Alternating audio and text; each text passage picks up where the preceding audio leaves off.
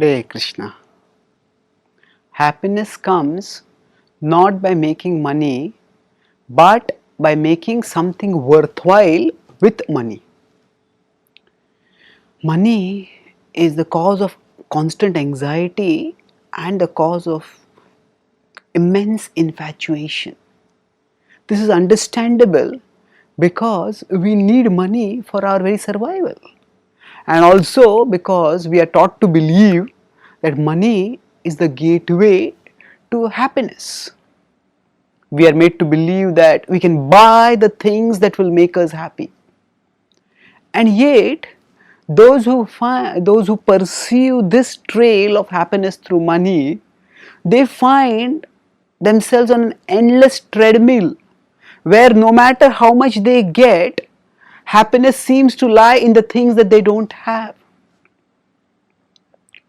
That is because the problem lies not in the things which we have, or happiness doesn't lie in the things which we don't have. The problem lies in our mentality. The thought pattern that believes that money can buy happiness, that same thought pattern makes us believe that the things which we don't have, they will make us happy. This thought pattern is a product of material nature's mode of passion, which the Bhagavad-gita calls as Rajoguna. In the 14th chapter, 12th verse, the Gita states, Lobha pravrittirarambha karmanam ashamah spruha rajasyetani jayante viruddhe bharatarshabha. So he says, Lobha. Lobha is greed.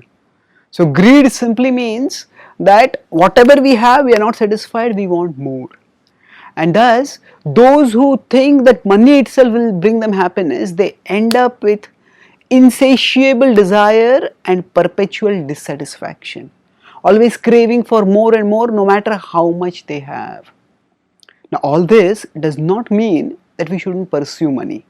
We don't have to give up money, but we have to give up the illusion that money itself will bring us happiness, or that money can help us to buy the things that will make us happy.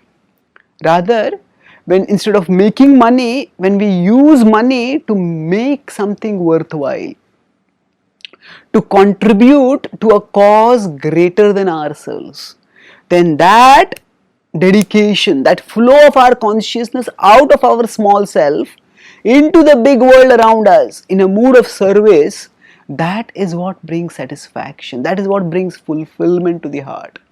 And that's why many wealthy people, after gaining fabulous amounts of wealth, they at some point of time start getting off the treadmill. Instead of just pursuing and accumulating more and more wealth, they start giving in charity. They hope that the fulfillment they didn't get by getting, they may get by giving. Now yes, dedication to some cause higher than ourselves can bring us higher fulfillment.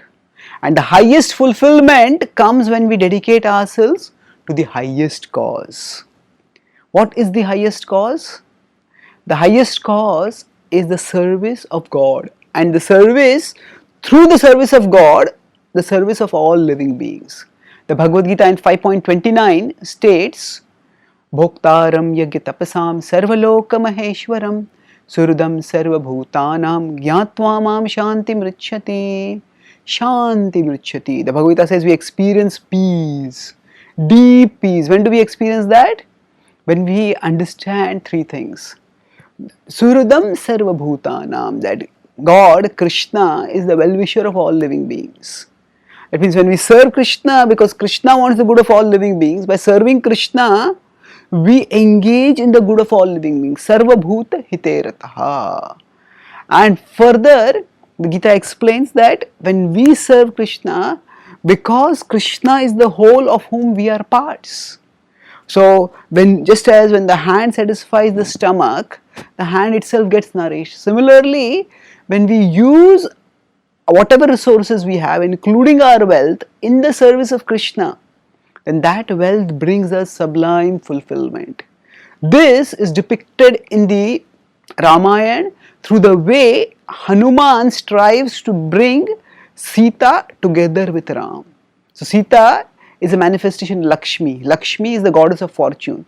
So similarly, when we use Lakshmi, when we use wealth, to the service of Narayan, when we unite, strive to unite the divine couple in that mood of service, just as Hanuman did extraordinary adventures and got immense fulfillment, we too can experience sublime fulfillment through using money to make something worthwhile in the service of God. Thank you. Hare Krishna.